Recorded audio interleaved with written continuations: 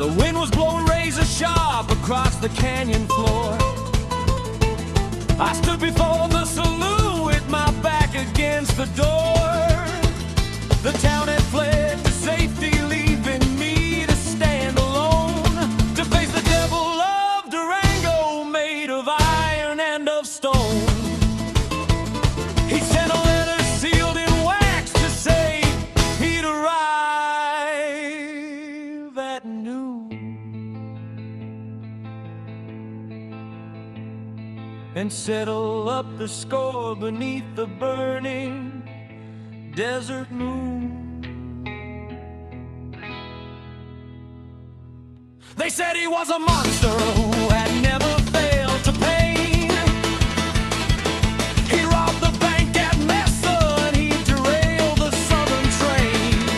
He wore a coat of leather that was stained with trail dust, and his silver-plated six-gun never showed a spot of rust. I checked my own gear, cussing cold, the powder and the ball, and prayed to God that I would be the one standing tall. The clock upon the bank tower struck the hour loud and clear, and suddenly the rhythm of a horse was drawing near. He rode a pale and bony mare, he rode her slow and proud, and silence fell upon the street like a heavy woolen shroud. He stopped the stone's throw from me, and he swung down to the street. I saw the dust puff upwards from the heavy-booted feet.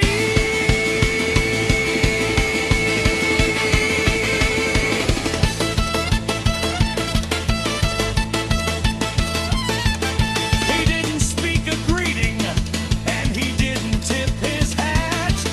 He stared at me with hollow eyes, staring cold and flat. I saw his fingers twitching, hovering near the silver grip. I saw a cruel and crooked smile curling on his lip. The tension screamed between us like a wire pulled too tight, and I knew that only one of us would walk away tonight.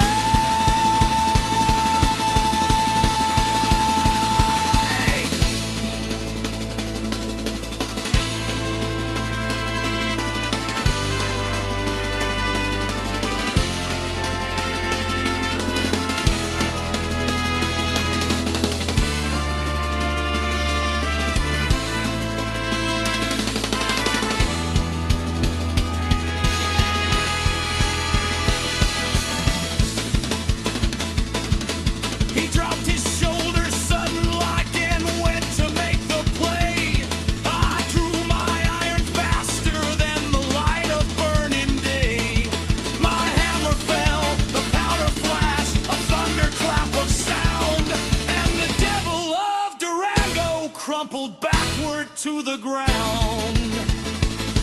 The smoke was thick and acrid as I walked up to the man to see the legendary killer ending